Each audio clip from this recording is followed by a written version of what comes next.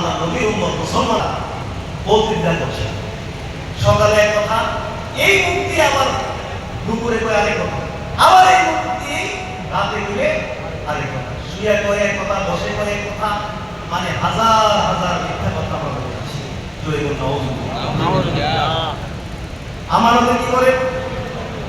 আমানতে কি করে? খেয়ানত করে। ওয়াদা করতে কি করে? খেলাফ করে।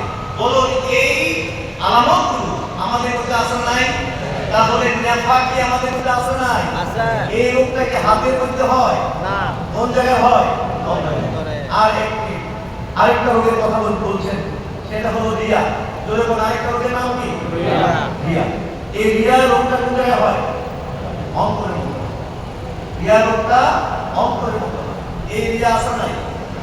অর্থাৎ আল্লাহ তাআলা অন্য কোন উদ্দেশ্যে কোন আমল করে ইবাদত করে, এই হলো কি? রিয়া। আমরা আল্লাহর জন্য কয়টা কাজ করতে পারি? আমরা আল্লাহর জন্য একটা ইবাদত করতে পারি না, আমরা একটা সালাম পর্যন্ত আল্লাহর জন্য আমরা দিতে পারি না।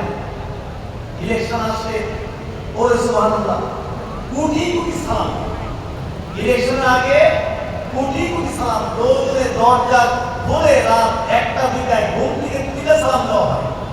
কিন্তু ইলেকশন গেলে ওনার সালাম দেওয়ার জন্য আর কেউ বুঝা আল্লাহর জন্য সালাম দিতে পারলাম? ভিক্ষুক পর্যন্ত সালামটা আমরা আল্লাহর জন্য দিতে পারি না। সুন্দর করে সালাম দেওয়ার উদ্দেশ্য হলো যাদের ভিক্ষার পরিমাণটা একটু কি হয়।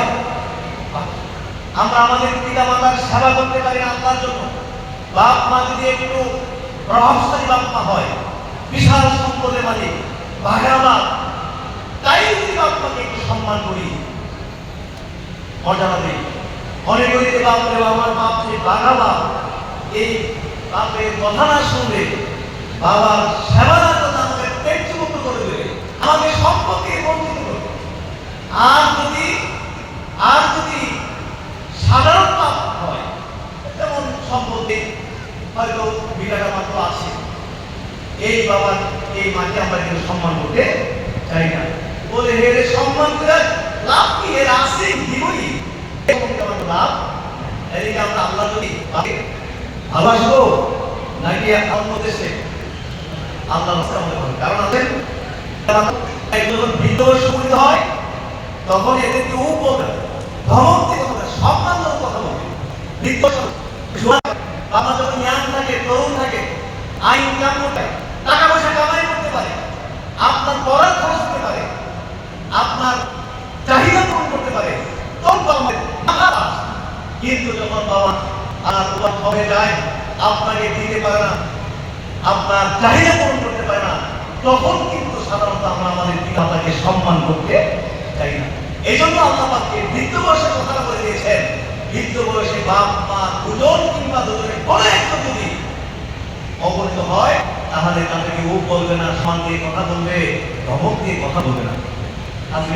আজকে আমরা আমাদের পিতা মাতার সেবা করতে চাই না, সম্মান করতে চাই না, কেউ কারোর মধ্যে আসে নাই। আমরা এটা আল্লাহর জন্য পিতা মাতাকে ভালো করে এদের ইয়াংরা আছেন দেখছি, মাশাআল্লাহ অনেক পছন্দ হয়েছে মাহফিল, বিশেষ করে ইয়াং তরুণদেরকে দেখে। বলুন আমরা আমাদের পিতা মাতাকে কি সম্পদের জন্য ভালোবাসবো? জোরে বলুন, সম্পদের জন্য ভালোবাসবো? আমাদের পড়ার খরচ দিতে পারে, আমাদের চাহিদা পূরণ করতে পারে, এই জন্য পিতা মাতাকে ভালোবাসবো?